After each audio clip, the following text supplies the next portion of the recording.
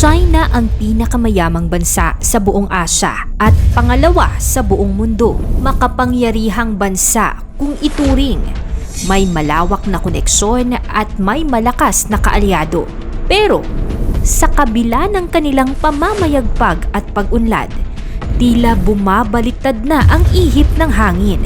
Ang dating malakas at kinakakatakutan, meron ng pinangangambahan. Ano-ano ang nangyayari sa China? Bakit imbes na ang ekonomiya ay paangat, ay tila bumabagsak? Karma nga ba ito sa China? Mga dahilan ng pagbagsak ng China? Yan ang ating aalamin.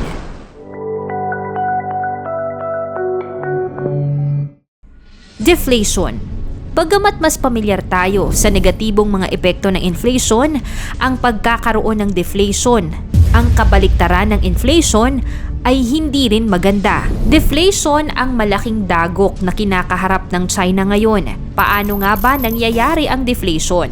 Ang deflation ay kondisyon sa ekonomiya kung saan bumababa ang pangkalahatang presyo ng mga produkto at serbisyo. Ito ay nagreresulta sa pagtaas ng halaga ng pera na maaaring magdulot ng pagbaba ng kita sa mga negosyo at pagtaas ng pagkakautang. Bagamat magandang pakinggan ang pagbaba ng mga presyo, hindi rin ito nagiging maganda sa huli.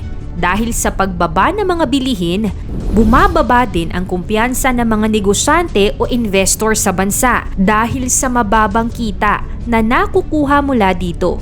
Habang bumababa rin ang presyo ng mga bilihin, mas tumataas ang value ng pera ng isang bansa.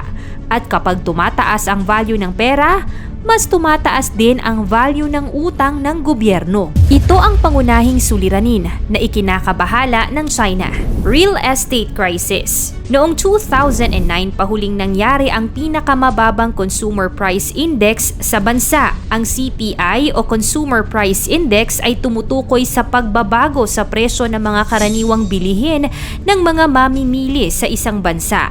Ito ay isang mahalagang indikasyon kung paano nakaapekto ang inflation o deflation sa pang-araw-araw na pamumuhay ng mga tao. Ang pangunahing dahilan ng kasalukuyang deflation sa ekonomiya ng China ay ang pagdanas nila ng matinding krisis sa pagkakautang at pagbagsak ng kanilang real estate market. Dahil dito, mas umaalangin ang dating malusog at masiglang ekonomiya ng bansa. Mula pa noong nakaraang taon, ang kanilang deflation ay nananatiling matindi. Patuloy na bumababa ang presyo ng mga bilihin na umabot na ngayon sa 3 sunod-sunod na buwan.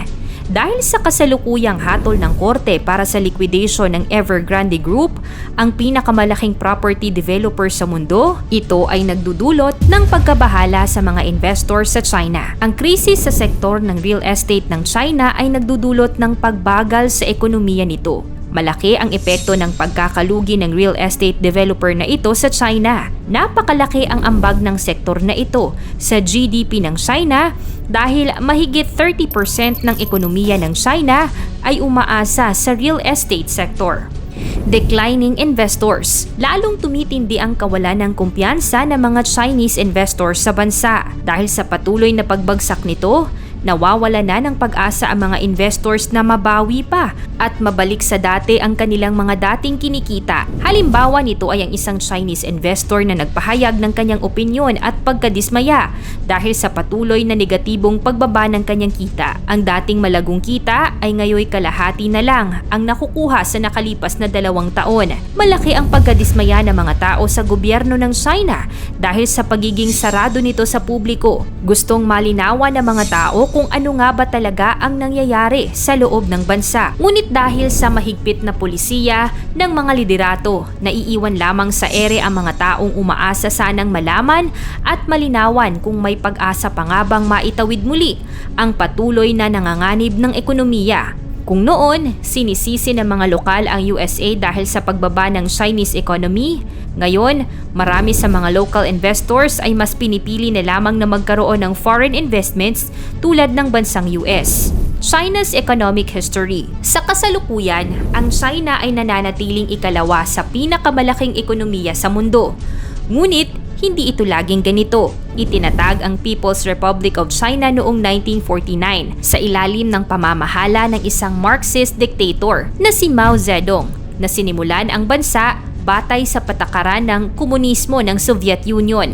Walang pribadong ari-arian at walang market economy. Sa halip, itinatakda ng gobyerno noon ang trabaho ng mga manggagawa at ang kanilang mga sahod ay hindi binabase sa supply at demand kundi sa kagustuhan ng gobyerno. Hindi naging maganda ang epekto nito sa ekonomiya ng bansa, lalo na't sa mga taon ng kahirapan noong dekada 50. Noong 1959, napasa ilalim ang China sa isang malalim na tagutom na nagtagal hanggang 1961. Hindi tiyak ang totoong numero, ngunit sa mga kasalukuyang tansya, humigit kumulang 30 milyong katao ang namatay sa loob lamang ng 2 taon.